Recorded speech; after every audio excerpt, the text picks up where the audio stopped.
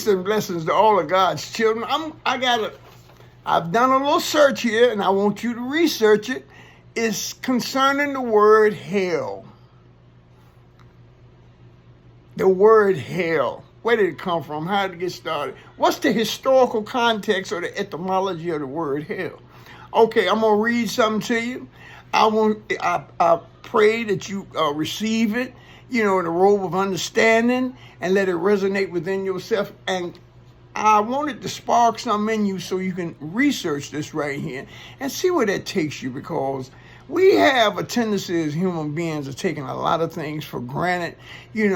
Because something is said, you have to be a student of history. You got to know where you're coming from so you know where you're going. Okay.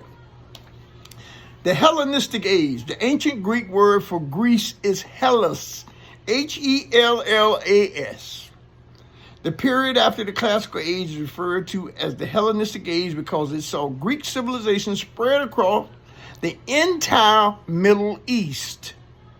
Thanks to the tactical genius and drive and ambition of one man, Alexander of Macedonia, they also call him Alexander the Great.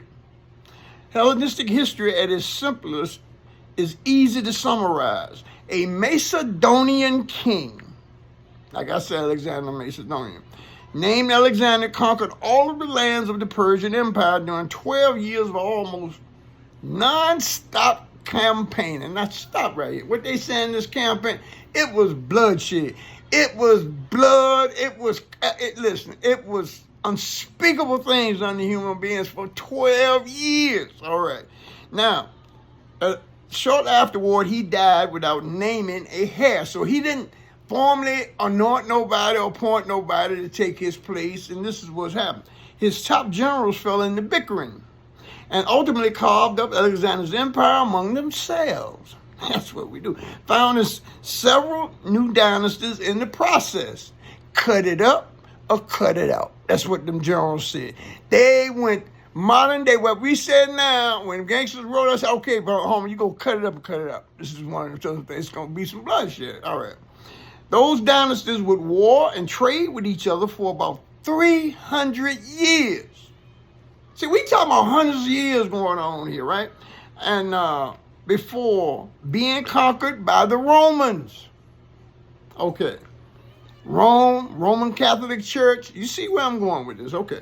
Thanks to the legacy of Alexander's conquest, Greek culture went from relative insignificance to becoming a major influence on the entire region. Okay. Who invented the concept of hell? Here's a question. The concept of an infernal hell developed in Israel only during the Hellenistic period. I didn't write this. I'm just reading it from the paper. Don't get mad with me. Open the doors to your mind and free yourself from your mental slavery. Only ourselves can free our mind. Okay.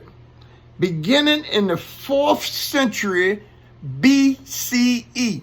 That's 400 years before Christ. All right? Greek religious and philosophical ideas, including those of Aristotle and Plato, became influential throughout the region during that time. Aristotle, Plato, before Homer, Herodotus, all of your great Greek scholars that we lean on now for interpreting the Greek language and all this different stuff here, they studied in Africa. They studied in ancient Kemet, Kush, Timbuktu, Khartoum, Egypt. These places here, they had universities of sciences. Yeah, I know they told y'all all the people in Africa run around buck-naked savages needed somebody. That's a lie. Okay. How many times is hell mentioned in the Old Testament? Okay. Hell as a place of punishment of fire and brimstone is never, ever, ever mentioned in the Old Testament. Not once. The words translated as hell describe Sheol, Sheol, the place of all people who died. There was no torment associated with it. Now, what I just read you here. What I'm asking you is, I know you done heard, let me tell you something. One of the most misused comments is, I've done it all my life, it don't make it right. When you stop growing, you start dying.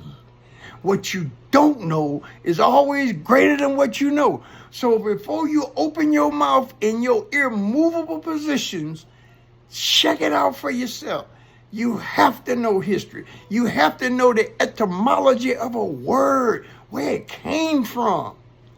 And the way we throw around go to hell in this days here, I pray something comes out here that motivates you or raises sparks in you for you to find the God in you. I hope something, the God in me did touch the God in you and gonna take you to the great places that a perfect creator who is incapable of making an imperfect work made you. He's in you, as you, for you. Peace and blessings to all of God's children. Have a great weekend.